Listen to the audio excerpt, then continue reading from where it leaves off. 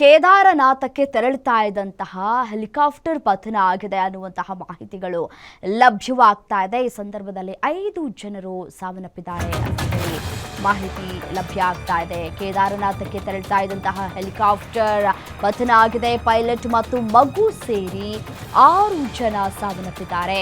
ಉತ್ತರಾಖಂಡ್ನ ಗೌರಿಕುಂಡ ಅರಣ್ಯದಲ್ಲಿ ಪತನ ಆಗಿದೆ.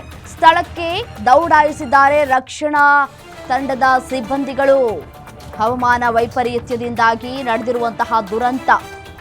ಡೆಹ್ರಾಡೂನ್ನಿಂದ ತೆರಳುತ್ತಾ ಇದ್ದಂತಹ ಹೆಲಿಕಾಪ್ಟರ್ ಅನ್ನುವಂತಹ ಮಾಹಿತಿ ಲಭ್ಯ ಆಗ್ತಾ ಇದೆ. ಮೊನ್ನೆಯಷ್ಟೇ ಈ ಒಂದು ಅಹಮದಾಬಾದ್ನಲ್ಲಿ ವಿಮಾನ ಪತನ ಆಗಿ 241 ಜನ ಸಾವನ್ನಪ್ಪಿದ್ರು. ವಿಮಾನದಲ್ಲಿ ಪ್ರಯಾಣ ಮಾಡ್ತಾ ಇದ್ದಂತಹ ಪ್ರಯಾಣಿಕರು ಸೇರಿ ಹಾಸ್ಟೆಲ್ಗೆ ವಿಮಾನ ಪತನ ಆಗಿದ್ದಂತಹ ಹಿನ್ನೆಲೆಯಲ್ಲಿ ಒಟ್ಟು 267 ಜನ ಸಾವನ್ನಪ್ಪಿದ್ರು. ಇದೀಗ ಮತ್ತೊಂದು ಅದೇ ರೀತಿಯಾದಂತಹ ಅವಘಡ ಸಂಭವಿಸಿದೆ.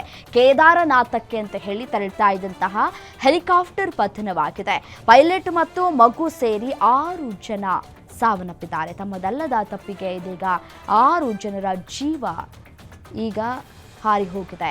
ಉತ್ತರಾಖಂಡ್ನ ಗೌರಿಕುಂಡ ಅರಣ್ಯದಲ್ಲಿ ಪತನ ಆಗಿರುವಂಥದ್ದು ದೃಶ್ಯದಲ್ಲೂ ಕೂಡ ಗಮನಿಸ್ತಾ ಇದ್ದೀರಿ.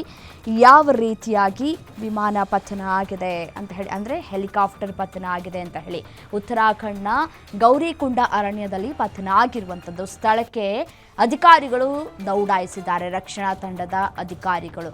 ಬಟ್ ಆದರೆ ಯಾವುದೇ ಪ್ರಯೋಜನ ಆಗಿಲ್ಲ. ಎಲ್ಲರೂ ಕೂಡ ಪಯಣವನ್ನು ಮಾಡ್ತಾ ಇದ್ದವರು ಹೆಲಿಕಾಪ್ಟರ್ನಲ್ಲಿ 5 ಜನ ಏನಿದ್ರು ಅವರೆಲ್ಲರೂ ಕೂಡ ಸಾವನ್ನಪ್ಪಿದ್ದಾರೆ ಅಂತ ಹೇಳಿ ಮಾಹಿತಿ ಸಿಗ್ತಾ ಇದೆ. ಹವಾಮಾನ ವೈಪರೀತ್ಯದಿಂದಾಗಿ ಈ ಒಂದು ದುರಂತ ಸಂಭವಿಸಿದೆ. ಅಲ್ಲಿ ಯಾವಾಗಲೂ ಕೂಡ ಹವಾಮಾನ ಆಗಾಗ್ಗೆ ಬದಲಾವಣೆಗಳು ಕೂಡ ಆಗ್ತಾ ಇರುತ್ತೆ. ಹಾಗಾಗಿ ಈ ಒಂದು ಹವಾಮಾನ ವೈಪರೀತ್ಯದಿಂದಾಗಿ ಈ ಒಂದು ಘಟನೆಯಾಗಿದೆ. ಡೆಹ್ರಾಡೂನ್ನಿಂದ ತೆರಳುತ್ತಾ ಇದ್ದಂತಹ ಹೆಲಿಕಾಪ್ಟರ್ ಅಂತ ಹೇಳಿ ಮಾಹಿತಿ ಲಭ್ಯ ಆಗ್ತಾ ಇದೆ. ಎಲ್ಲಿಯವರು ಈ ಪ್ರಯಾಣಿಕರು ಅನ್ನೋದು ಇನ್ನಷ್ಟೇ ಮಾಹಿತಿ ಲಭ್ಯವಾಗಬೇಕಾಗಿದೆ.